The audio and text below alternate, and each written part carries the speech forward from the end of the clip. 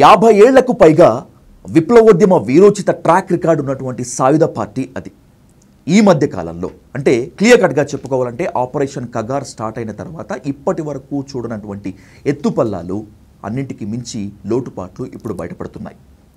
ఇన్నాళ్ళు ఐకమత్యంగా సాగినటువంటి సాయుధ పోరాట పందాలో అత్యంత దారుణమైన చీలికలను చూస్తున్నామని చెప్పి విప్లవ మేధావులు, విప్లవ సంఘాలు చెప్తూ ఉంటే, ఇంకా అడవుల్లో ఉండి గన్ను పట్టుకోవాల్సిన అవసరము, తుపాకీ గొట్టం ద్వారానే రాజ్యాధికారం సిద్ధిస్తుంది అనేటువంటి పడికట్టు పదాలు ఎంతకాలం చెప్పమంటారు అనేటువంటిది లొంగిపోతున్నటువంటి అన్నల మాట.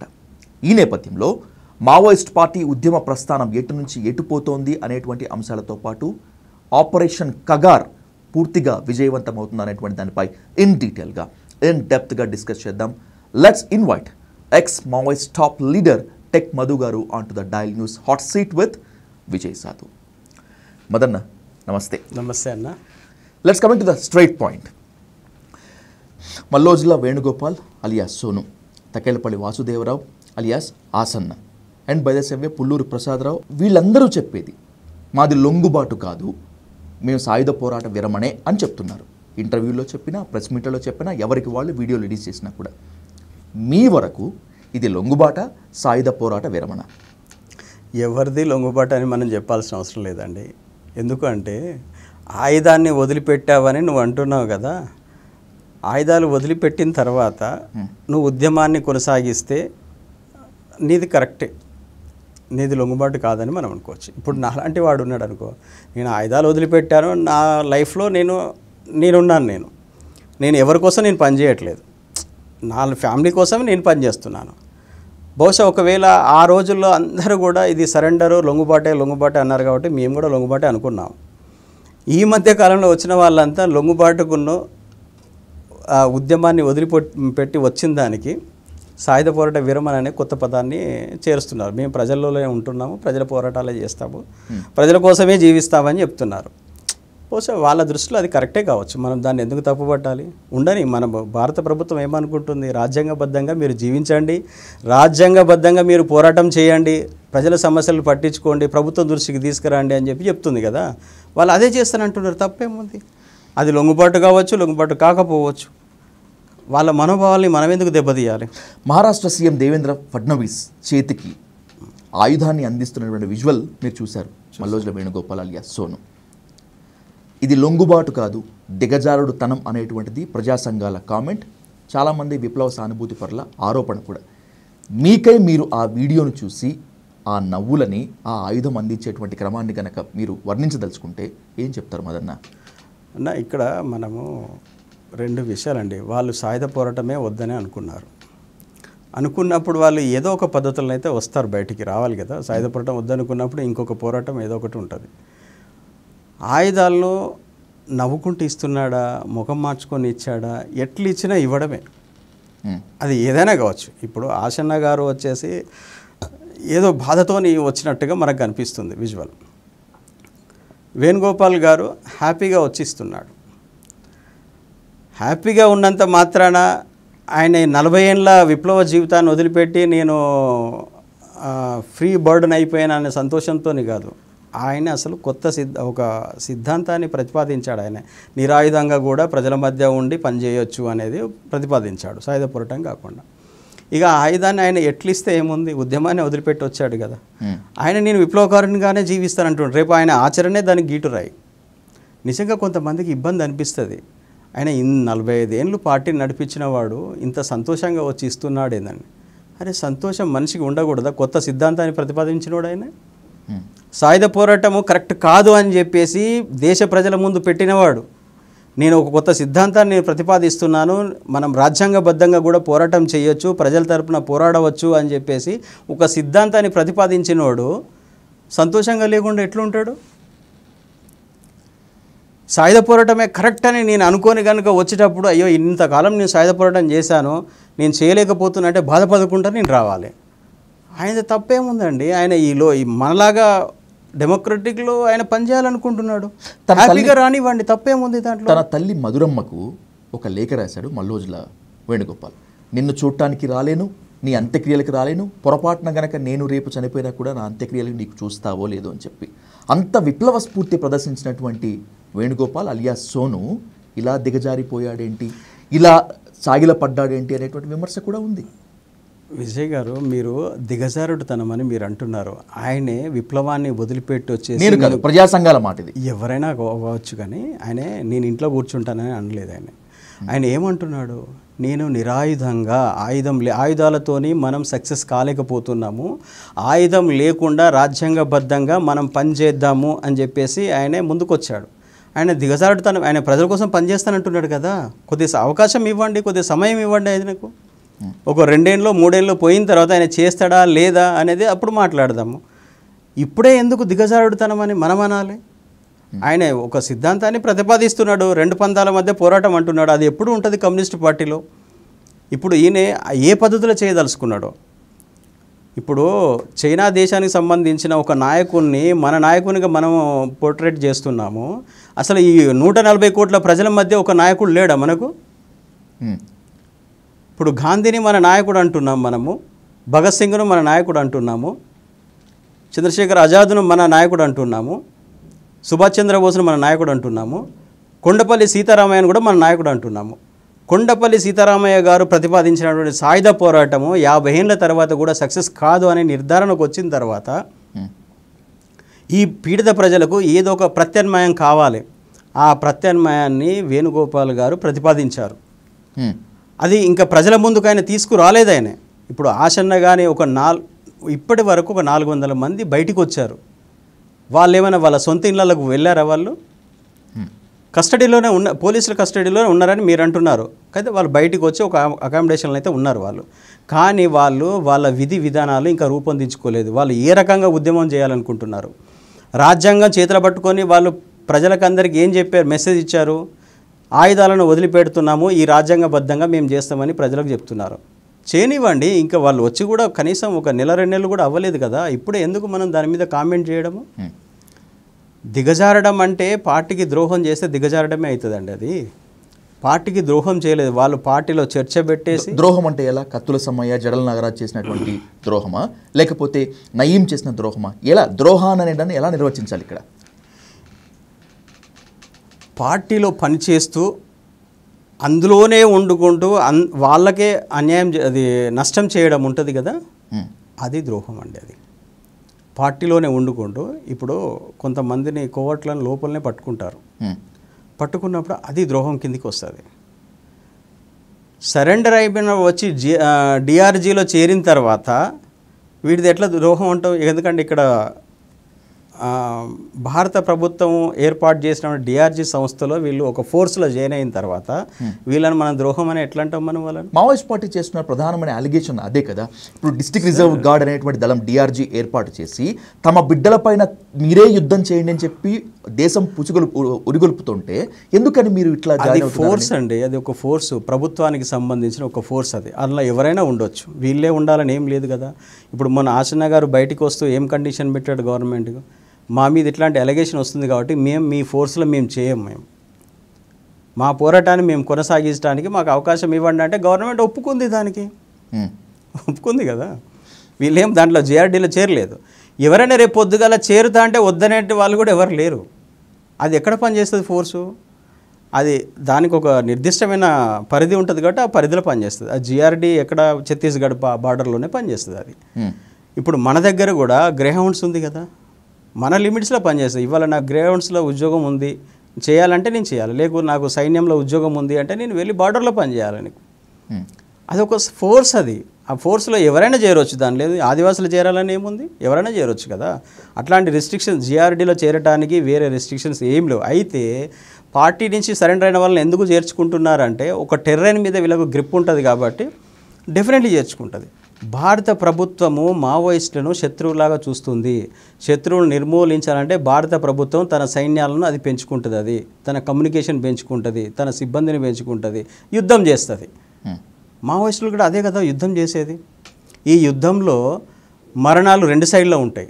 జిఆర్డీ వైపు కూడా చాలామంది చనిపోయారు, విప్లవ పార్టీ వైపు కూడా చాలామంది చనిపోయారు. అంత మాత్రాన మనము వాళ్ళు ప్రజలే వీళ్ళు ప్రజలే, ఇద్దరు భారతీయ పౌరులే. కానీ ఒకరు రాజ్యాంగాన్ని కూల్చుదామంటే ఒక రాజ్యాంగాన్ని కాపాడదామని ఇంకొకరు అంటున్నారు. అదే తేడా కదా. ఇవాళ నువ్వైనా నేనైనా కూడా రాజ్యాంగానికి లోబడే మనం బ్రతకాలి. మనం అంతే. రాజ్యాంగాన్ని వ్యతిరేకిస్తే ఇక్కడ మీరు నేను ఎవరం ఇక్కడ ఉండలేము మనం. కాబట్టి అది ఎవరైనా కూడా ఉన్నంతకాలం విప్లవం కోసం పనిచేశాడండి. బయటకు వచ్చినాక ఏదో ఒక ఉపాధి ఉండాలి కదా, అలా చేరి పనిచేస్తుండొచ్చు. కానీ రేపు మావోయిస్ట్ ఉద్యమం అంతా అయిపోయిన తర్వాత వాళ్ళు అట్లనే కంటిన్యూ అవుతారు దాంట్లో. వాళ్ళకి అది ఒక ఉపాధి అంతే ఇక అది. కానీ మావోయిస్ట్ పార్టీ తర్వాత మేము తీసేస్తామని డిఆర్జీలో ఏం చెప్పట్లేదు అది. అట్లా చెప్తే ఎవరు జైన్ గారు అలా. Madanna, you are the top most leader ఒకప్పుడు మావోయిస్ట్ పార్టీలో. ఒకప్పుడు మీకు అన్నిటి మీద సమగ్రమైన అవగాహన ఉంది అనేటువంటి నమ్మకంతో నేను కొన్ని ప్రశ్నలు మీ ముందు ఉంచదలుచుకున్నాను. సోను అంటే మల్లోజుల వేణుగోపాల్ అలాగే ఆచరణ చేసింది ముమ్మాటికి ద్రోహమే అని ప్రజా సంఘాలతో పాటు మరికొంతమంది వాదిస్తున్నారు. ఈ ద్రోహం ఫలితమే బసవరాజ్ దాదా ఎన్కౌంటర్, గుండెకోట్ అమర్లు అని చెప్పి మీకున్న ఇన్ఫో ప్రకారం చెప్పండి, ఇది ద్రోహం కాదా, అనుకోకుండా జరిగినటువంటి కాకతాళీయమా బసవరాజ్ దాదా ఎన్కౌంటర్? నాకు అధికారికంగా అనేది ఎటువంటి ఇన్ఫర్మేషన్ లేదు, కానీ ఎందుకంటే నేను మీలాంటి సామాన్యమైన ప్రజలలో నేను ఒక భాగం. నేను ఎప్పుడో 20 ఏళ్ల కింద వదిలిపెట్టి వచ్చాను. కాకపోతే ఆ ఉద్యమం పట్ల అవగాహన ఉంది కాబట్టి నా యొక్క ఆలోచనను, నా అనాలిసిస్ని నేను చెప్పగలుగుతాను. నేను ప్లీజ్. ఇప్పుడు బసవరాజు గారి ఎన్కౌంటర్ కానీ ఇంకా ఎవరి ఎన్కౌంటర్ అయినా కూడా ప్రభుత్వం ఇన్ఫర్మేషన్తోనే చేసింది అనేది ఒక వాస్తవం అది. ఎందుకంటే ఇవాళ మావోయిస్టు పార్టీకి పూర్తిగా అర్థం కానిది ఏంటంటే ప్రభుత్వం దగ్గర ఉన్న టెక్నాలజీ, దాని యొక్క అంటే ఆ టెక్నాలజీ పరిధి, విస్తృతి అనేది కూడా వాళ్ళకి తెలియదు. వాళ్ళకి అర్థం. ఎందుకంటే ఇవాళ నువ్వు నేను మాట్లాడుకుంటున్నామని మనం అనుకుంటున్నాం కదా, మన మాటలు మొత్తం కూడా ఇంటెలిజెన్స్ వాళ్ళు వింటున్నారు. ఎలా వింటున్నారు? ఇక్కడ నా ఫోన్ ఉంది, ఇక్కడ ఈ ఫోను నేను ఆఫ్ చేసే ఉన్నాను, కానీ దీంట్లో సర్క్యూట్ రన్ అవుతుంది, దీంట్లో జీపీఆర్ఎస్ కనెక్ట్ ఉంది, దీంట్లో నాకు తెలియకుండానే నా ఫోను ట్యాప్ అవుతుంది. నేను మాట్లాడే ప్రతి మాట ఇంటెలిజెన్స్ వాళ్ళకు రికార్డ్ అవుతుంది అక్కడ వాళ్ళకి అది. దాంతోపాటు థర్మల్ డ్రోన్స్ ఉన్నాయి మన దగ్గర, ఇండియన్ గవర్నమెంట్ దగ్గర ఉన్నాయి. అవి 2 కిలోమీటర్ల పైన ఉండి నేను మొత్తం వాచ్ చేస్తుంటుంది. అది నీకు అక్కడ సౌండ్ కూడా రాదు, నీకు అది అక్కడ ఒకటి డ్రోన్ తిరుగుతుంది అనే సౌండ్ కూడా నీకు రాదు, కానీ నిన్ను వాచ్ చేస్తుంటుంది అది. నువ్వు ఎక్కడ తప్పించుకొని తిరుగుతావు? తప్పించుకొని తిరిగే అవకాశమే లేదు. టెక్నాలజీ అంత డెవలప్ అయిపోయింది అది. ఇవాళ ఇన్ఫార్మర్లను చంపేసి, నిన్న కూడా ఒక 2 చంపేశారు. ఇన్ఫార్మర్లకు సంబంధమే లేదండి. ఇవాళ టెక్నాలజీ డెవలప్ అయిన తర్వాత ఇన్ఫార్మల్ సంబంధమే లేదు. నీ మైండ్లో మైక్రోవేవ్స్ ఉన్నాయి, అది నీకు తెలియదు. అది ఓకే. టెక్నాలజీ అంత డెవలప్ అయిపోయింది. నేను ఏం మాట్లాడాలనుకున్నానో నీకు తెలిసిపోతుంది ముందే. నా ఫోన్కి కూడా తెలుస్తుంది నేను ఏం మాట్లాడుకున్నాను. నేను కాశ్మీర్కి వెళ్ళాలని ఈరోజు నేను అనుకుంటే నా ఫోన్లో మొత్తం రీల్స్, మొత్తం కాశ్మీర్కి సంబంధించిన రీల్సే వస్తాయి. ఎగ్జాక్ట్లీ. ఎలా వస్తాయి అవి? అంటే నీ మైండ్ను నీ ఆండ్రాయిడ్ ఫోన్ రీడ్ చేస్తుంది. నీకు తెలియకుండానే నీ మైండ్లో ఒక సర్క్యూట్ అందరి మైండ్లోకి వెళ్ళిపోయింది. చాలామంది అనుకుంటారు నా ఫోన్ ఇప్పుడు నేను ఓపెన్ చేయలేదు కదా, ఈ ఫోన్లో ఏం తెలియదు. ఇప్పుడు నా కెమెరా నేను నా వైపు పెడితే ఇప్పుడు నేను మొత్తం షూట్ అయిపోతుంది అది. ఓకే. అంత టెక్నాలజీ ఉంది. ఎక్కడో ఇజ్రాయెల్లో ఉన్నటువంటి ఇజ్రాయెల్ సైన్యము ఇరాన్లో ఉన్నటువంటి వాళ్ళను 1300 పేజర్స్ను పేల్చి పడేశారు. మొసాద్. ఏం టెక్నాలజీ అది? అటువంటి టెక్నాలజీ మన ఇండియాకు రాలేదని ఎందుకు అనుకోవాలి? మన ఇండియాలో లేదని ఎందుకు అనుకోవాలి? ఇవాళ మావోయిస్టులు ఎక్కడ ఏ చెట్టు కింద ఉన్నా కూడా వాళ్ళంతా స్కాన్ అయిపోతున్నారు, వాళ్ళంతా నెట్వర్క్ పరిధిలో ఉన్నారు, జీపీఆర్ఎస్ పరిధిలో ఉన్నారు వాళ్ళంతా. కానీ మావోయిస్ట్ పార్టీ చీఫ్ని చేరుకోవటం అంత ఈజీ కాదు, కొట్టడం అసాధ్యం అనేటువంటిది ఇప్పటిదాకా చెప్తున్నారు ఆ మాట. కానీ మీరు చెప్తున్న ప్రకారం చూస్తే అదేం పెద్ద కష్టమేం కాదు, గవర్నమెంట్ అనుకుంటే క్షణాల్లో పని అని. ఎవరిని నమ్మాలి? ఎవరి వైపు తలొగ్గాలి? సార్, మన హోమ్ మినిస్టర్ గారు అమిత్ షా గారు ఏమన్నారు? ఒక డెడ్ లైన్ పెట్టారు, 2026 మార్చి కల్లా ఆపరేషన్ కగార్ సక్సెస్ అవుతుంది అని. ఏ కాన్ఫిడెన్స్తో చెప్పుంటారు ఆయన? హ్యూమన్ ఇంటెలిజెన్స్ మీద డిపెండ్ అయ్యి కాదు, టెక్నాలజీ మీద డిపెండ్ అయ్యి వారు చెప్పారు. ఓకే. అంటే మన భారతదేశము ఇంటర్నల్ సెక్యూరిటీ మీద అంత పట్టుతోనే ఉంది అది. ఇది మన భారతదేశం ఇంటర్నల్ సెక్యూరిటీకి సంబంధించింది అదంతా కూడా. కాబట్టి వాళ్ళు దాని మీద అంత అంచనా లేకపోతే అంత పెద్ద నాయకుడు ఎందుకు స్టేట్మెంట్ ఇస్తాడు అట్లా? వాళ్ళు ఏమో అనుకుంటున్నారు, ఇది నేను అడవులలో ఉన్నాం కదా, మాకు చెట్లు రక్షణ ఉంటాయి, ప్రజల రక్షణ ఉంటాయి. ప్రజలు నిన్ను కాపాడరండి. ఎందుకంటే ఆ యుద్ధం వెపన్ ఫైరింగ్ జరిగేటప్పుడు, ఎన్కౌంటర్ జరిగేటప్పుడు ఎవరు ఎటు వెళ్ళాలని అటు వెళ్తారు. ఎవరు నిన్ను కాపాడటోళ్ళు ఉండరు, నిన్ను నువ్వే కాపాడుకోవాలి. మొన్నటి వరకు ప్రభుత్వం సీరియస్గా తీసుకోలేదు కాబట్టి ఇంతకాలం నువ్వు ఉన్నావు అక్కడ. ప్రభుత్వం ఒకసారి సీరియస్గా తీసుకున్న తర్వాత చెల్లాచెదురు అయిపోయింది కదా పార్టీ అంతా. పార్టీ నిర్మాణాలని చెల్లాచెదురు అయిపోయినాయి. సెంట్రల్ కమిటీ మెంబర్స్ కూడా బయటకు వస్తున్న పరిస్థితులు ఉన్నాయంటే ఏమనుకోవాలి చెప్పది? నీకు అంత ఈజీ కాదు. గవర్నమెంట్ని అంచనా వేయడము, మన ఇంటెలిజెన్స్ని అంచనా వేయడము, మన సెక్యూరిటీని అంచనా వేయడం అంత ఈజీ కాదండి. చాలా పకడ్బందీగా ఉంది మన ప్రభుత్వం. కాబట్టి అది ఎంతకాలం కొనసాగదు. అది వాళ్ళు అర్థం చేసుకొని లీగల్ పోరాటాలు ఏమైనా చేస్తే ఇంకా మంచిది. అది అటువంటి ఆలోచనలు చేస్తే, ఎందుకంటే ప్రజాస్వామ్యబద్ధంగా అనేక అవకాశాలు ఉన్నాయండి, మన రాజ్యాంగం కల్పిస్తున్నది. వీళ్ళు ఇన్స్టెంట్ రిజల్ట్ కావాలని కోరుకుంటున్నారు. ఇన్స్టెంట్ రిజల్ట్ ఎక్కడా రాదు. పోరాటం కొన్ని నెలల పాటు, సంవత్సరాల పాటు ఒక ఇష్యూస్ బేస్డ్గా చేయాల్సి ఉంటుంది. ఇవాళ ఒక చిన్న ఎగ్జాంపుల్ అండి, ఒక షెడ్యూల్ క్యాస్ట్ను సపరేట్ చేయటానికి ఒక నాయకుడు 30 ఏళ్ళు కష్టపడి పోరాటం చేశాడు. చివరికి కేంద్ర ప్రభుత్వం దాన్ని ఆమోదించిందా లేదా? అవును, హామీ అయితే ఇచ్చింది కదా. ఇప్పుడు ప్రాసెస్ అయితే నడుస్తుంది. అది ఒక పోరాటం అండి. అది తర్వాత ఈ దేశంలో ఒక 100 సంవత్సరాల క్రితము ఒక సంస్థ ప్రారంభమయ్యి ఇవాళ 15 సంవత్సరాలుగా గవర్నమెంట్ భారతదేశంలో ఒక ప్రధానమంత్రిని అందించింది. మొన్ననే 100 years సెలబ్రేషన్ చేసుకున్నారు వాళ్ళంతా. అవును, అంటే వాళ్ళ కమిట్మెంట్ చూడండి. అంటే 100 సంవత్సరాల తర్వాతనైనా ఈ దేశంలో మా ప్రభుత్వం ఉంటుంది అని చెప్పేసి వాళ్ళ కలలు కానీ దాన్ని సాకారం చేసుకున్నారు. అదే టైంలో కమ్యూనిస్ట్ పార్టీ కూడా ఇక్కడ మొదలైంది ఇక్కడ. కానీ ఆ దీర్ఘదృష్టి అనేది వాళ్ళకి లేదు. అనేకమైనటువంటి ఒడిదొడుకులను ఎదుర్కొంటూ ఉంది అది. ఇవాళ కొండపల్లి సీతారామయ్య నాయకత్వంలో ఏర్పడ్డటువంటి సాయుధ పోరాటం కూడా 50 ఏళ్ళైనా కూడా అది వెనకపట్టు పట్టడానికి కారణం ఏంది? మనం ఎన్నుకున్నటువంటి విధానము అది కరెక్ట్ కాదనేది, దాన్ని మార్చుకోవాలనేది. ఇవాళ వేణుగోపాల్ గారు కానీ ఆశన్న కానీ ఒక కొత్త పంథాను వాళ్ళు ప్రతిపాదిస్తున్నారు. దాని విధి విధానాలు ఏదో ఇంకా బయటికి రాలేదు. అది మనం తొందరపడి వాళ్ళని ఎందుకు మనం నిందించడము? పార్టీలో అనేకమైన నష్టాలు జరగటానికి వాళ్ళే కారణమని మనం ఎందుకు? నీ దగ్గర ఏమైనా ఆధారాలు ఉన్నాయా? ఒకవేళ వాళ్ళు నేరం చేసినట్టుగా ఉంటే పార్టీ ప్రకటిస్తుంది కదా. మిగిలిన వాళ్ళు దేవ్జీ వీళ్ళందరూ ఉన్నారు కదా, వాళ్ళు డెఫినెట్లీ వాళ్ళు చేసి పలాని నష్టం వీళ్ళ ద్వారా జరిగింది, వీళ్ళే ఇన్ఫర్మేషన్ ఇచ్చారని చెప్పమనండి. మన ఊహాగానాలు తప్ప వేరే ఏం లేదండి. ఎందుకంటే మన ఇంటెలిజెన్స్ నెట్వర్క్ అనేది వాళ్ళకి అర్థం కావట్లేదు. వాళ్ళకు ఇప్పుడు ఉన్న ప్రజా సంఘాలకు కూడా మాట్లాడే వాళ్ళకు కూడా అర్థం కావట్లేదు. చాలా పకడ్బందీ నెట్వర్క్ మన మధ్యలో జరుగుతుంది. అది ఇవాళ నువ్వు మాట్లాడక ముందే నీ ఆలోచన ఏందో చెప్పగల నెట్వర్క్ ఇక్కడ టెక్నాలజీ ప్రభుత్వం దగ్గర ఉంది. చాలా కేర్ఫుల్గా ఉండి మాట్లాడాలి. వాళ్ళు ఏదో అనుకుంటున్నారు ఇక్కడ మాకు డెమోక్రసీ ఉంది, మేము ఏం మాట్లాడి నడుస్తా అంటే అన్నీ గమనిస్తుంటారు అక్కడ. ఇవాళ నీ నుండి ఏదో అంటే అది నేను మాట్లాడడానికి కూడా లేదు. ఏం చేయమంటారు? ఇంకా అడవుల్లో ఉండి చావమంటారా? ఒకవేళ చస్తే మా మీద ఎర్ర జెండాలు కప్పి మీరు నినాదాలు ఇచ్చుకుంటూ ఊరేగుతారా అనేటువంటిది ఆసన్న స్ట్రైట్ క్వశ్చన్ టు ప్రజా సంఘాలు. ఒప్పుకోవాల్సిందే దీన్ని. ఆయన చాలా లేటుగా ఇచ్చాడు ఆ స్టేట్మెంట్. అది ఎప్పుడో ఇవ్వాల్సింది అది. ఎందుకంటే 20 ఏళ్ళ కిందనే మేము చెప్పొచ్చాం పార్టీకి. ఒక దగ్గర దళములో 10 మంది ఉంటే 10 మంది నష్టపోయినప్పుడు ఆ ప్రాంతంలో కొత్తగా దళాన్ని ఏర్పాటు చేయలేని పరిస్థితి మనకు ఉన్నప్పుడు దేశవ్యాప్తంగా మనం పార్టీని ఎలా నిర్మించగలుగుతాం, ఈ దేశాన్ని ఎలా విముక్తి చేయగలుగుతామని ఆ రోజే మేము ప్రశ్నించాం. మేము ఈ సాయుధ పోరాటం అనేది సక్సెస్గా అయ్యే ఉద్దేశాలు లేవు దీనికి. అంటే దిశగా కొనసాగట్లేదు. శత్రువు నిర్బంధం మనం ఊహించిన దానికంటే అధిక రెట్లు ఉంది అది. కాబట్టి అది ఇంపాసిబుల్ అయిపోయింది. అది ఇంకోటి మైదాన ప్రాంతాల్లో ఉన్నంత నెట్వర్క్ మనము అడవులలో లేదని మనం అనుకుంటున్నాము.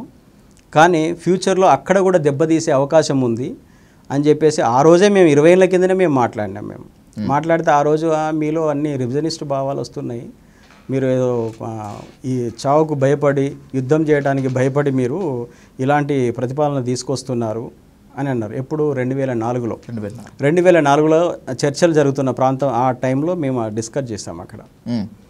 మాకంటే వెనక ఏర్పడ్డటువంటి నేపాల్ కమ్యూనిస్టు పార్టీ సాయుధ పోరాటం చేసి చివరికి వాళ్ళు డెమోక్రసీ ప్రాసెస్లో వెళ్ళి రాజ్యాధికారాన్ని చేపట్టారు. కానీ కుప్పకూలింది ఆఫ్ కోర్స్, ఎందుకంటే అక్కడ సరైనటువంటి లీడర్షిప్ లేదు. అక్కడ నాకున్న అవగాహన మేరకు మొదన్న నేపాల్లో నిజంగా బుల్లెట్ వదిలి బ్యాలెట్ బాట పట్టారు, ప్రచండ ప్రధానమంత్రి అయ్యాడు, కుప్పకూలింది. నేపాల్ చరిత్రలో ప్రచండ చేసినటువంటి అవినీతి ఇంకెవరూ చేయలేదు అనేటువంటి విమర్శ ఆరోపణ కూడా ఉంది, నిజమేనా? సో ఇక్కడ మనము విప్లవం సక్సెస్ అయ్యిందా లేదా అనేది మనకి ఇక్కడ గీటురాయి. సక్సెస్ అయిన తర్వాత నిబద్ధత కలిగిన వాళ్ళు ఉంటే అది కరెక్ట్ రూట్లో తీసుకెళ్తారు. చైనాలో మావో ఉన్నప్పుడు చైనాను విముక్తి చేయగలిగాడు ఆయన. కానీ ఈరోజు చైనా ఏ పరిస్థితిలో ఉంది? ప్రపంచంలోనే $43 ట్రిలియన్ ఎకానమీ జీడిపిలో ఉంది. అది ప్రపంచంలో అతిపెద్ద ఆర్థిక వ్యవస్థ దానికి ఉంది. ఇవాళ మన భారతదేశంలో ఎంత జీడిపి ఉంది? మనకు $4.6 ట్రిలియన్ ఉంది మనకు. అది అంటే నాయకుని యొక్క సామర్థ్యం మీద ఆధారపడి డెవలప్మెంట్ అనేది ఉంటుంది. నేపాల్లో ఉన్నటువంటి ప్రచండకు అంత అవగాహన లేకపోవచ్చు, ఎందుకంటే వాళ్ళు అప్పటి వరకు ఉద్యమాలు చేశారు, ప్రభుత్వాన్ని ఏర్పాటు చేసినప్పుడు అప్పటి వరకు ఉన్నటువంటి వ్యవస్థలనే వాళ్ళు కంటిన్యూ చేయాల్సి వచ్చింది. ఆయన ఆల్టర్నేటివ్ డెవలప్ చేసుకోలేదు వాళ్ళు, ఎందుకంటే వాళ్ళు తక్కువ కాలం, ఒక 10 ఇయర్సే వాళ్ళు పోరాటం చేసింది. ఈ 10 ఇయర్స్లో వాళ్ళ శక్తులను వాళ్ళు ఎడ్యుకేట్ చేసుకోలేకపోయారు, ఆ స్థాయిలో వాళ్ళను డెవలప్ చేయలేకపోయారు వాళ్ళు. ఇవాళ ఆదివాసీ ప్రజలు ఉన్నారండి, వాళ్ళు నిరక్షరాస్యులు. ఇప్పుడు విముక్తి ప్రాంతం అని అంటున్నాము, వాళ్ళు అడ్మినిస్ట్రేషన్ చేయగలుగుతారా అక్కడ? ఎవరు కావాలి? దాన్ని చదువుకున్నవాడు కావాలి, దానికి వ్యూహాలు రచించేవాడు కావాలి, వనరులను సమీకరించేవాడు కావాలి, దాన్ని సరిగ్గా డిస్ట్రిబ్యూషన్ చేసేవాడు కావాలి, వినియోగించేవాడు కావాలి, అంత నాలెడ్జ్ ఉన్న వాళ్ళు కావాలి. నేపాల్ కమ్యూనిస్టు పార్టీ ఒక మన తెలంగాణ మూమెంట్ ఎలాగైతే వచ్చిందో అట్లాంటి మూమెంట్ అక్కడ వచ్చింది, విముక్తి అయింది అది. కానీ సరైన నాయకుడు అక్కడ ఉండి దాన్ని నడిపిస్తే సక్సెస్ఫుల్గానే ఉండేది అది. అయితే సామ్రాజ్యవాద శక్తులు ఏం చేస్తాయంటే దాన్ని విచ్ఛిన్నం చేయడం కోసం సకల ప్రయత్నాలు చేస్తారు. కానీ దాన్ని నిలబెట్టుకోవాల్సిన బాధ్యత విప్లవకర పార్టీది ఉంటుంది. ఆ పార్టీకి అంత సామర్థ్యం లేదు అక్కడ. ఇవాళ 50 ఏళ్ళు మనం సాయుధ పోరాటం చేస్తున్నా మనకు కూడా లేదు కదా, ఇక్కడ అంత సామర్థ్యం లేదు కదా. ఒక ఆదివాసి కూడా అక్కడ ఉండి అడ్మినిస్ట్రేషన్ చేయగలిగిన కెపాసిటీ ఉందా?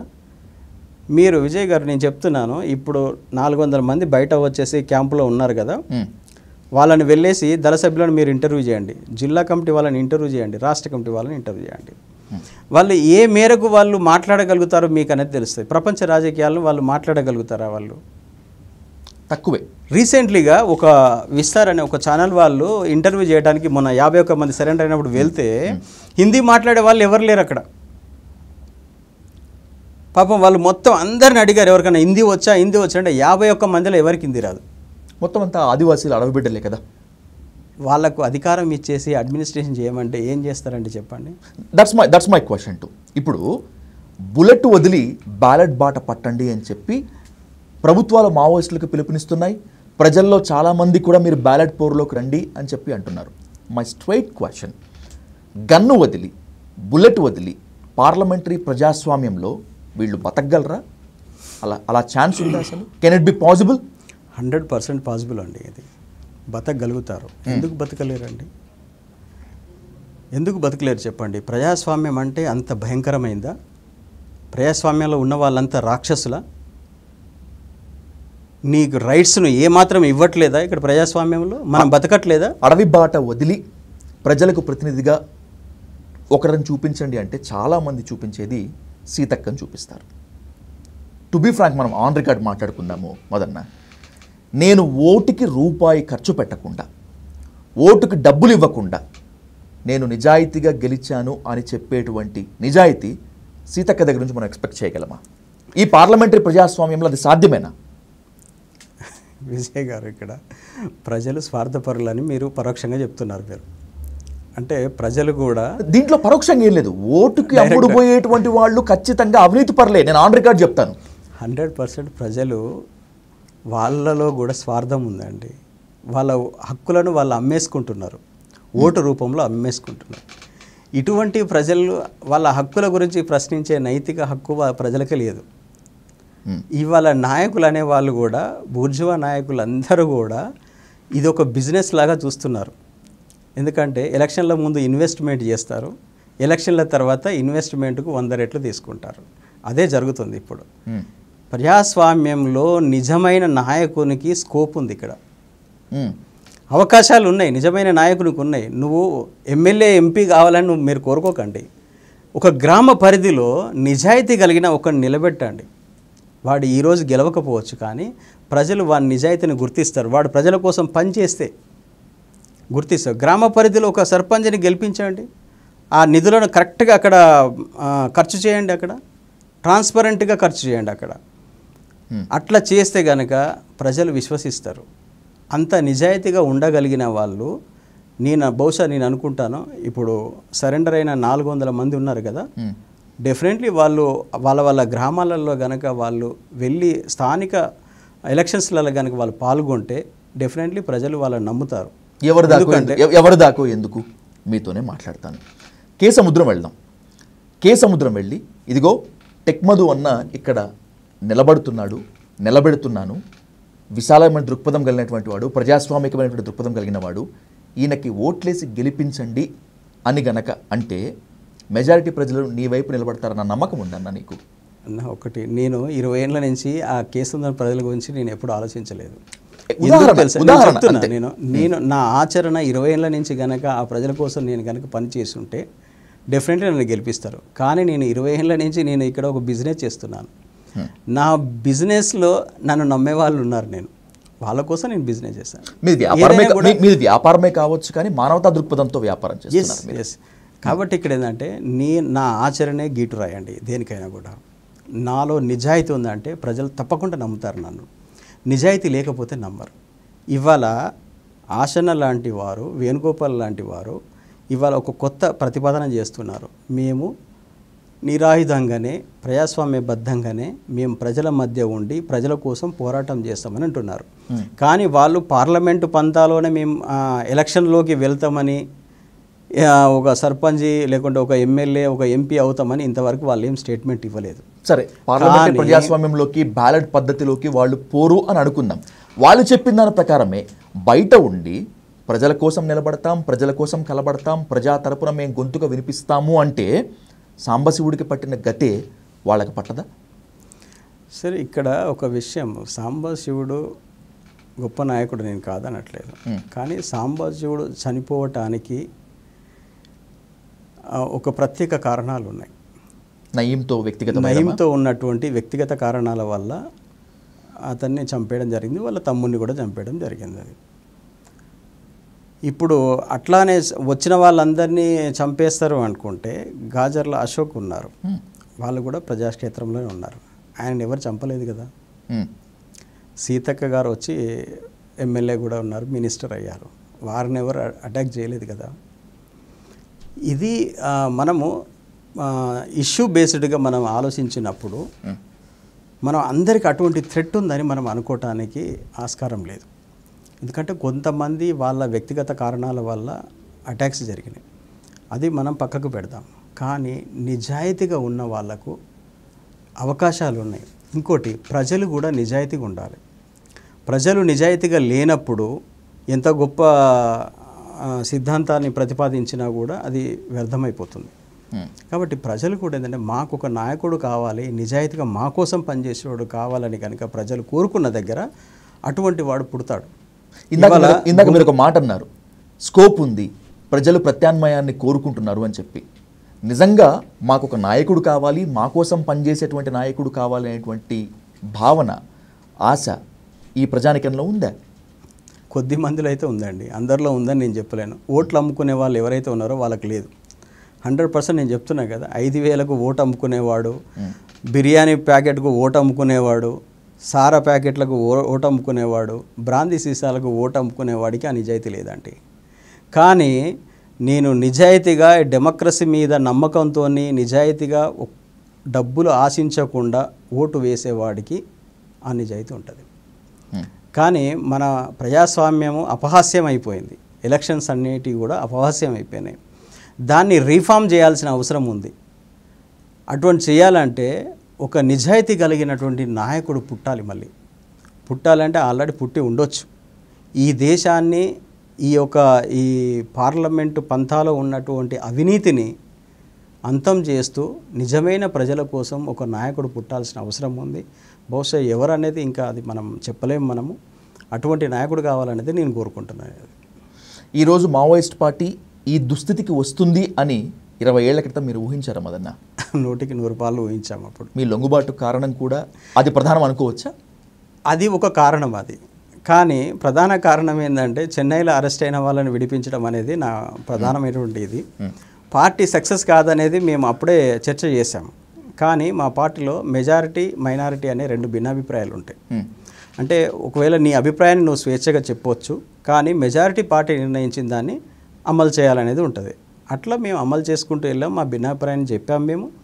ఈరోజు కూడా ఇది భిన్నాభిప్రాయమే. ఇది ఇప్పుడు ఆయుధాలు వదిలిపెట్టి చేయాలనేది కూడా ఒక భిన్నాభిప్రాయం. అది ఆ భిన్నాభిప్రాయం సక్సెస్ అవుతుందా లేదా అనేది ఆచరణలో చెప్తారు కదా. ఆచరణలో వాళ్ళు ఏం నిర్ణయం తీసుకుంటారో ఇంకా తెలియదు. వాళ్ళు ఇంకా నిర్ణయం చెప్పలేదు, బయటికి ప్రపంచానికి చెప్పలేదు. ప్రభుత్వం రమ్మన్నది వాళ్ళు వచ్చారు కాబట్టి వాళ్ళ ప్రపోజల్ ఏందో ఇంకా చెప్పలేదు. ఇంకా వాళ్ళు ఏ పద్ధతిలో పోతాం అనేది నా ఉద్దేశంలో అయితే వాళ్ళు డెఫినెట్లీ స్థానిక ఎలక్షన్లలో వాళ్ళు పాల్గొనాలి. డెమోక్రటిక్ ప్రాసెస్లోనే నిజాయితీ కలిగిన నాయకత్వాన్ని ప్రజలకు అందివ్వాలనేది నేను అనుకుంటున్నాను. అది పార్టీ చీఫ్ బసవరాజ్ దాదానే కొట్టినటువంటి శక్తి ప్రభుత్వానికి కదా, హిడ్మాను కొట్టలేదా? ఆపరేషన్ హిడ్మా అని కొంతకాలంగా వింటూ వస్తున్నాము. జస్ట్ హిడ్మా ఎన్కౌంటర్ని కేంద్ర సర్కార్ వాయిదా వేస్తుందా? డెఫినెట్లీ వాయిదా వేస్తుంది. ఎందుకంటే ఇప్పుడు అన్అఫీషియల్గా ఒక సీజ్ ఫైర్ నడుస్తుంది. గత 1 మంత్ నుంచి మనకు అవే సింటమ్స్ కనిపిస్తున్నాయి. ఎందుకంటే ఎక్కడ కూడా ఒక ఎన్కౌంటర్ జరగలేదు. ఇప్పుడు కూడా లేటెస్ట్గా పార్టీ రిలీజ్ చేసింది, మేము ఇంకో 6 months వరకు మేము శాంతి చర్చల ప్రక్రియలో భాగంగా మేము ఆయుధ విరమణని, కాల్పుల విరమణని పాటిస్తున్నాము అని చెప్పి. ఇది చేతగాక లేకపోతే గతి లేక అంటున్నారు చాలామంది. ప్రభుత్వము కూడా అన్అఫీషియల్గా చేస్తుందా? అంటే కొన్నిసార్లు కొన్ని నిర్ణయాలు తీసుకోక తప్పదు ప్రభుత్వానికి కూడా. బహిరంగంగా చెప్పవచ్చు, చెప్పకపోవచ్చు. అది ఇంటర్నల్ ఇష్యూస్, అంతే. ఇంటర్నల్ సెక్యూరిటీకి సంబంధించిన విషయాలు అవి, మోరల్కి సంబంధించిన విషయాలు అవి. ఎందుకంటే మనము రాజ్యాంగబద్ధంగా ప్రభుత్వం ఆధీనంలోనే మనం బతుకుతున్నాం. ఎవరైనా సరే ఇక్కడ భారతదేశంలో ఉన్న వాళ్ళందరూ కూడా ఇంటర్నల్ సెక్యూరిటీ మధ్యలోనే మనం జీవిస్తున్నాం. కాబట్టి దాన్ని మనము ఎంకరేజ్ చేయాల్సిన అవసరం ఉంది, దానికి కట్టుబడి జీవించాల్సిన అవసరం ఉంది. నాకు వాక్ స్వతంత్రం ఉంది కదా అని చెప్పి పిచ్చి పిచ్చిగా మనము స్టేట్మెంట్స్ ఇస్తే చాలా ఎఫెక్ట్ అయ్యే అవకాశం ఉంటుంది. ఇవాళ కొంతమందికి అది అర్థం కావట్లేదు. అది అర్థం చేసుకోవాల్సిన అవసరం ఉంది. ఇవాళ ప్రజలు ఏంటంటే ప్రజలు సాయుధ పోరాటం చేయడానికి సిద్ధంగా ఉన్నారా లేదా అనేది పెద్ద చర్చ. విప్లవ పరిస్థితులు దేశంలో ఉన్నాయా లేదా అనేది కూడా పెద్ద చర్చ. ఆ చర్చను కొనసాగించాలి. నేను గతంలో చాలా సందర్భాల్లో నేను మాట్లాడిన, భారతదేశంలో విప్లవ పరిస్థితులు లేవు, ప్రజలు సాయుధం కావడానికి సిద్ధంగా లేరు, కాబట్టి బలవంతంగా ఈ విప్లవం కొనసాగుతుంది, ఈ సాయుధ పోరాటం కొనసాగుతుంది, ఇది కరెక్ట్ కాదు అనేది నేను చెప్పాను. ఇప్పుడు కూడా నేను అదే చెప్తున్నాను. ఇవాళ సాయుధ పోరాటం విరమించి వాళ్ళు జనజీవన స్రవంతిలో ఒక నూతన పద్ధతుల్లో పోరాటం చేయడానికి వచ్చారు కాబట్టి దాన్ని మనం అందరం కూడా ఆహ్వానించాలి, వెల్కమ్ చెప్పాలి. ఒకవేళ అది సక్సెస్ అవుతుందా, ఇది సక్సెస్ అవుతుందా మనం చెప్పలేం. ఎందుకంటే ఒక 100 సంవత్సరాల కింద ఏర్పడ్డ ఒక సంస్థ ఈ భారతదేశంలో ఒక 2 ప్రధానమంత్రులను అందించింది. అది 15 ఏళ్ళు అధికారంలో ఉంది. నిజంగా ఈరోజు కనుక సాయుధ పోరాటం వద్దనే వాళ్ళు ఈ రోజు నుంచి మొదలు పెడితే వాళ్ళ కార్యాచరణ ఇంకో 50 ఏళ్ళకు వాళ్ళు సక్సెస్ అవుతారేమో. వెయిట్ చేయాల్సి వస్తుంది. ఇప్పుడు 50 ఏళ్ళు అయితే మనం చూసాం కదా, సాయుధ పోరాటాన్ని 50 ఏళ్ళు చూసాం. అందులో నుంచి 50 ఏళ్ళ అనుభవంతో వాళ్ళు ఇది ఈ రకంగా మా ఈ పద్ధతుల్లో సక్సెస్ కాదు అని చెప్తున్నారు. అంటే కొత్తది ఏదో పద్ధతి అయితే ఉంది కదా, ఆ పద్ధతి కొంత వ్యవధి మనం ఇచ్చి చూద్దాం, కొంత సమయం ఇచ్చి చూద్దాం. మనం వాళ్ళ వ్యూహాలు ఎలా ఉంటాయో, వాళ్ళ ఆలోచన ఎలా ఉంటుందో. వాళ్ళే ఎందుకు నాయకులు కావాలి, వేరే వాళ్ళని పెట్టి నడిపిస్తారు వాళ్ళు. నంబాల కేశవరావు అలియాస్ బసవరాజ్ దాదాను ఎన్కౌంటర్ చేసి బీజేపీ సర్కార్ తప్పు చేసింది అంటే ఒప్పుకుంటారా? యుద్ధం అండి, యుద్ధంలో ఎవరైనా చనిపోతారు. దాంట్లో బసవరాజు గారు గొప్ప నాయకుడు, నేను కాదనట్లేదు. ఆయన తుపాకీ పట్టుకొని ఎవరితోని యుద్ధం చేస్తున్నాడు? ఈ దేశ సైన్యంతో యుద్ధం చేశాడు. యుద్ధం చేసినప్పుడు శత్రువు తూటాలు ఎవరికైనా తగలవచ్చు. అది బహిరంగంగానే చెప్తున్నారు కదా. ఈ పార్టీని మేము నిర్మూలిస్తామని చెప్పేసి భారత రాజ్యాంగంలో ప్రమాణం చేసినటువంటి మన హోమ్ మినిస్టర్ గారు స్వయంగా చెప్తున్నారు. ఇంకా డెడ్ లైన్ పెట్టి మరి చెప్తున్నారు. ఆ యుద్ధంలో చనిపోతారు డెఫినెట్. ఆయనకు తెలియదా చనిపోతానని? ఆయనకు 100% తెలుసు. ఆయనకు ఆయుధాలు పట్టుకునే ప్రతి వానికి తెలుసు, అది చనిపోతానని తెలుసు. నేను ఒకప్పుడు యుద్ధంలోకి వెళ్ళినప్పుడు కూడా, సాయుధ పోరాటం చేయడానికి వెళ్ళినప్పుడు కూడా నేను చనిపోతానని తెలిసే నేను వెళ్ళాను. నేను తెలియకుండా అమాయకంగా ఏం వెళ్ళలేదు. కాబట్టి అది తప్పు. ప్రభుత్వం తప్పు చేసిందా ఒప్పు చేసిందా అంటే ప్రభుత్వ దృష్టిలో అది కరెక్టే. అది ఎందుకంటే నేను ఒక విప్లవకారునిగా ఉంటే నాకు నేను అది కరెక్ట్ అని నేను అనలేను నేను. కానీ ఇవాళ ప్రభుత్వం చేసింది తప్పు అని చెప్పగలిగినటువంటి ఈ స్థాయిలో నేను లేను. ఎందుకంటే నేను ఈ గవర్నమెంట్ పరిధిలో ఉన్నాను, నేను ప్రభుత్వ పరిధిలో ఉన్నాను, రాజ్యాంగబద్ధంగా నేను జీవిస్తున్నాను. కానీ రాజ్యానికి వ్యతిరేకంగా నేను మాట్లాడలేను. నేను రాజ్యాంగ పరిధిలోనే నేను ఏమైనా మాట్లాడాల్సి వస్తుంది. సమాజం పట్ల కన్సర్న్ ఉన్న బాధ్యతాయుతమైన వ్యక్తి మీరు, మీ మాటల ప్రకారం చూస్తుంటే. కానీ సాయుధ పోరాట పంథాన్ని నమ్ముకున్నటువంటి మావోయిస్ట్ పార్టీ దృష్టిలో మీ గురించి చెప్పాల్సి వస్తే విప్లవ ద్రోహి. ఎవరు మీరు ఇప్పుడు? ఈ దేశ పౌరుడినండి. ఈ దేశ పౌరుడు నేను. విప్లవం అనేది ప్రజలకు అది విముక్తి కల్పిస్తుందని అటువైపు వెళ్ళాను. కానీ అప్పటికి నాకు రాజ్యాంగం పట్ల నాకు అవగాహన ఉండి నేను వెళ్ళలేదు.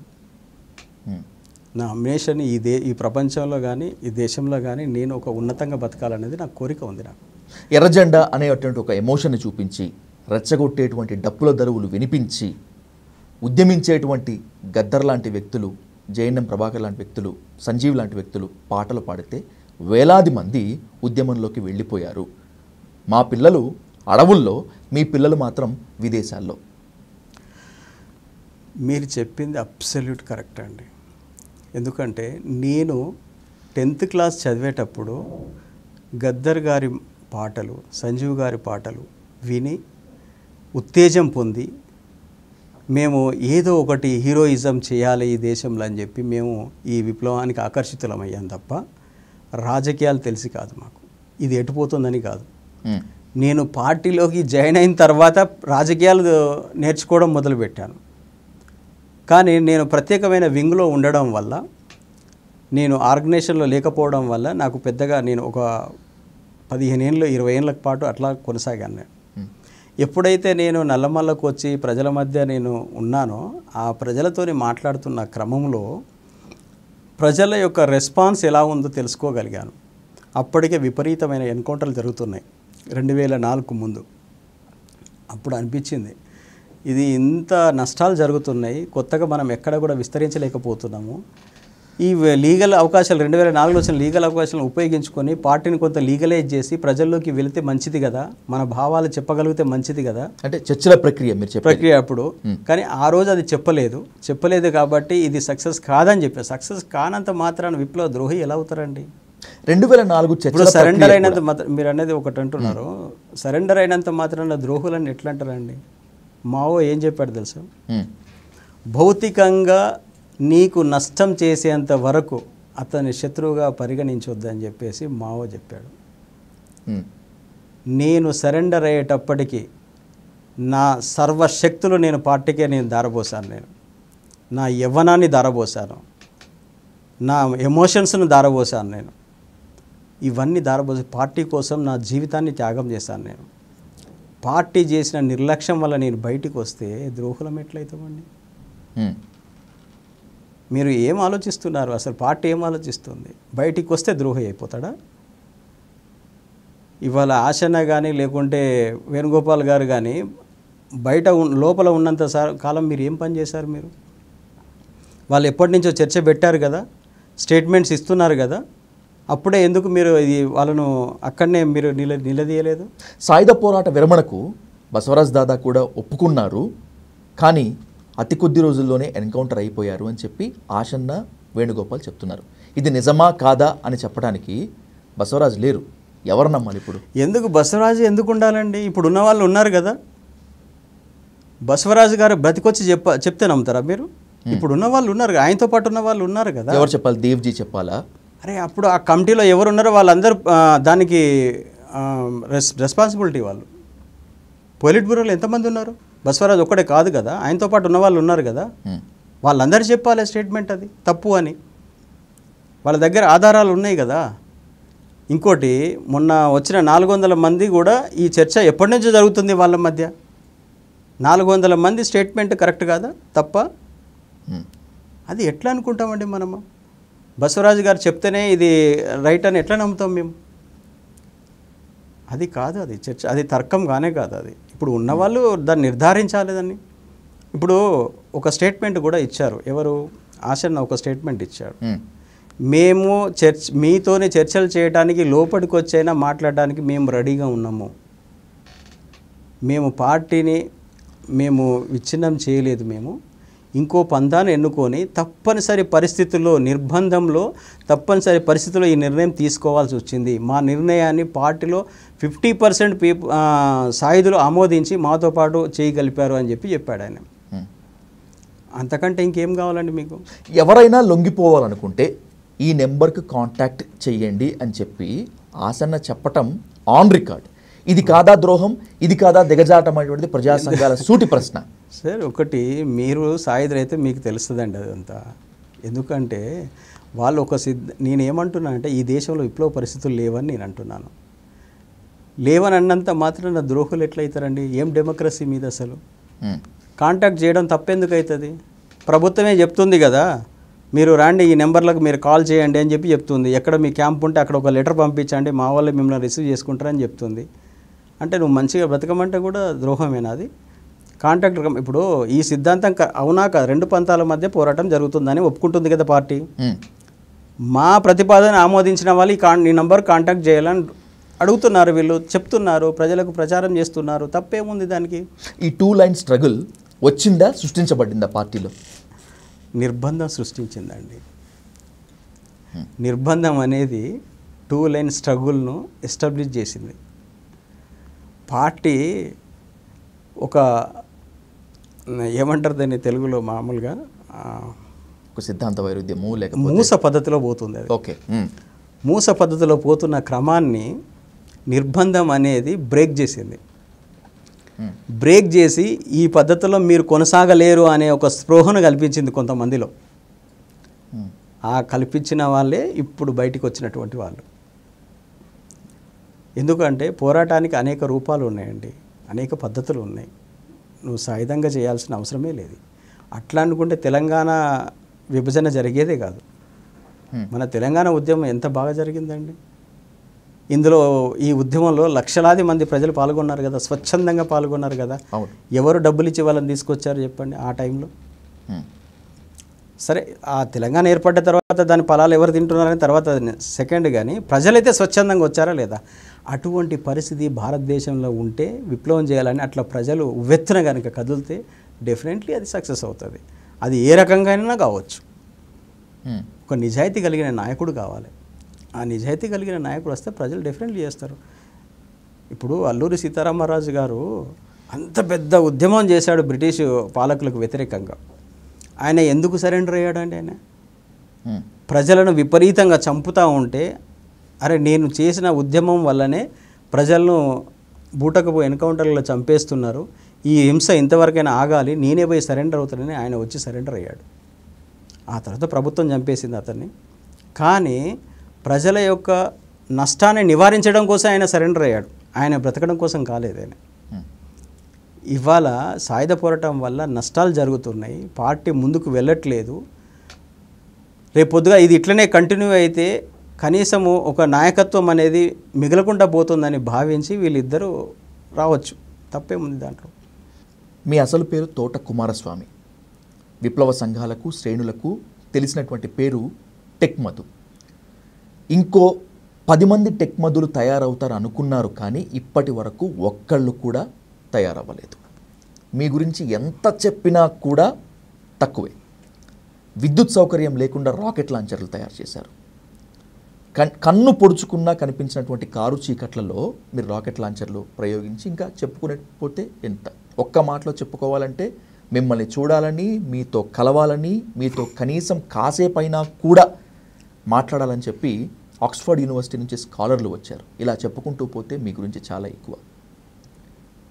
అసలు టెక్నికల్ ఫీల్డ్లు వదిలిపెట్టేసి మీరు ఆర్గానిక్ ఫార్మింగ్ వైపు వెళ్ళి భరోసా అనేటువంటి ఒక కేంద్రం పెట్టి వ్యాపారవేత్తగా ఈరోజు ఇక్కడ కూర్చున్నారంటే దీని వెనుక వ్యూహం ఉందా, లేకపోతే మరి ఇంకేదైనా యాక్షన్ ప్లాన్ ఉందా? I'm not understanding. అసలు ఒక్కటి క్లారిఫై ఇస్తారండి మీకు. నేను ఎన్నుకున్నటువంటి అంటే నాకు తెలియని వయసులో అంటే నేను 16-17 ఇయర్స్ ఉన్నప్పుడు విప్లవ పోరాటాల వైపు నేను ఆకర్షించబడి విప్లవంలో అనేక దశల్లో నేను పనిచేశాను. ఈ క్రమంలో సాయుధంగా నేను అనేకమైనటువంటి యాక్షన్స్లలో నేను స్వయంగా పాల్గొన్నాను, అనేక ఎన్కౌంటర్లలో పాల్గొన్నాను. ఆ ఉద్యమం వల్ల రక్తపాతమే జరిగింది తప్ప ఒకరికి మేము ప్రాణం పోయలేకపోయాం. నేను తయారు చేసిన ఆయుధాల వల్ల కొన్ని వందల మంది చనిపోయి ఉంటారు. బహుశా నేను అలాగే కంటిన్యూ అయి ఉంటే ఇంకా ఎన్ని ఆయుధాలు తయారు చేసేవాళ్ళో ఎంతమంది చనిపోయే వాళ్ళో తెలియదు. నేను నన్ను నమ్ముకున్న వాళ్ళను నేను రక్షించడం కోసం నేను సరెండర్ కావాల్సి వచ్చింది. ఇప్పుడు బయటికి వచ్చిన తర్వాత నేను సొసైటీకి ఏదన్నా ఒక మంచి పని చేయాలని ఆలోచన చేశాను. మంచి పని ఎలాగా చేద్దాము, సొసైటీకి ఉపయోగపడాలి, నా వల్ల సొసైటీ ఎంతో కొంత బెనిఫిట్ జరగాలి. దానికోసము నేను ఒక వ్యాపారం అనేదాన్ని నేను ఎన్నుకున్నాను. అయితే ఈ వ్యాపారంలో నిజాయితీగా చిత్తశుద్ధిగా ప్రజలకు ఆరోగ్యవంతమైనటువంటి ఆహారాన్ని అందించాలన్న ఉద్దేశం నుంచి నేను ఆర్గానిక్ సైడ్ వచ్చేసాను. ఈ ఆర్గానిక్ ఉత్పత్తులు తినడం వల్ల, ఆహారం తినడం వల్ల ప్రజల యొక్క లైఫ్ స్పాన్ కూడా పెరిగే అవకాశం ఉంది, రోగ నిరోధక శక్తి బాడీలో పెరిగే అవకాశం ఉంది. కాబట్టి వాళ్లకు నేను ఎంతో కొంత లైఫ్ ఇస్తున్నాను. సేమ్ టైము నేను ఎక్కడైతే నా ప్రొడక్ట్ను నేను ప్రొక్యూర్మెంట్ చేస్తున్నానో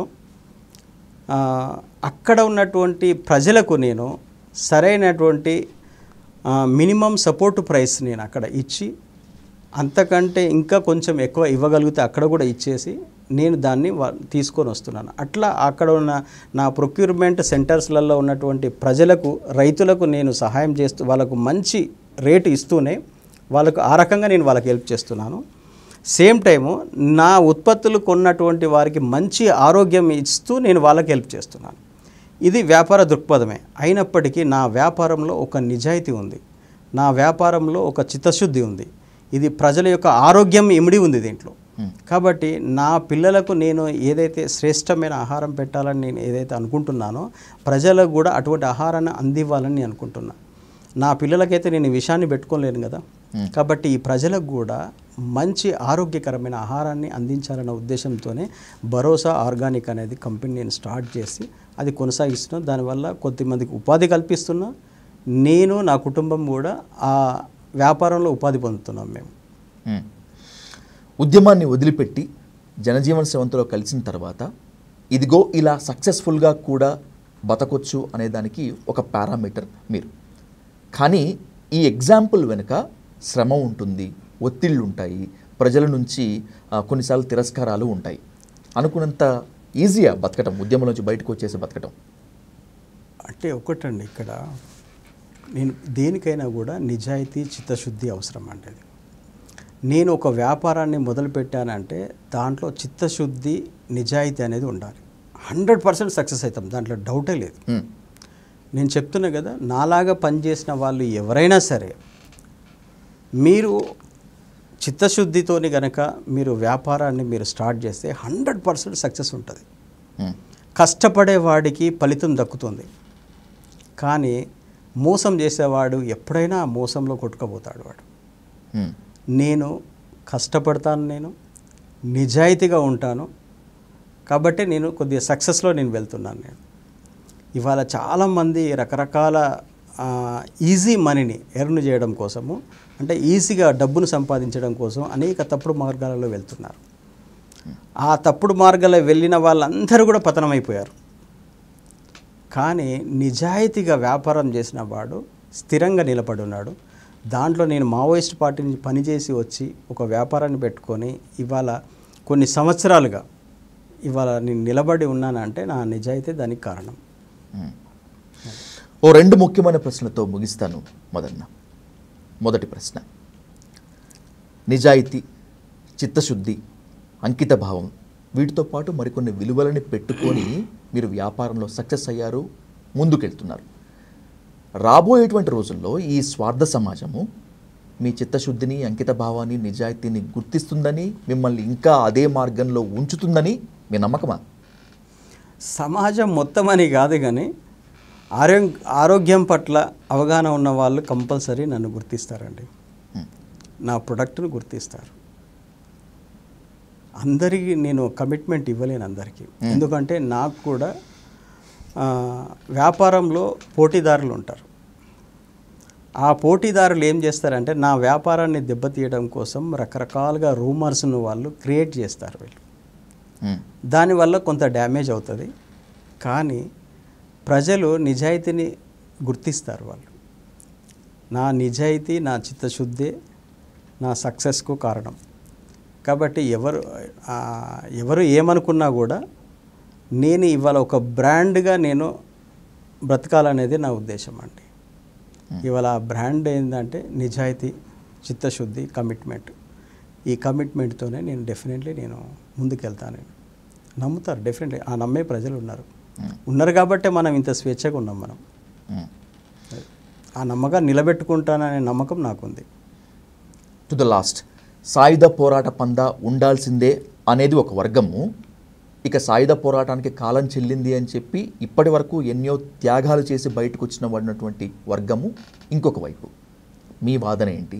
ఏం చెప్పదలుచుకున్నారు? నేను సాయుధ పోరాటం వద్దు అని అనుకునే వాళ్ళ వైపే నేను ఉంటానండి. ఎందుకంటే ఈ దేశంలో సాయుధ పోరాటానికి అవకాశాలు లేవు. ఓకే. సాయుధ పోరాటం ద్వారా ఈ దేశాన్ని విముక్తి చేయలేరని నేను బలంగా నమ్ముతాను.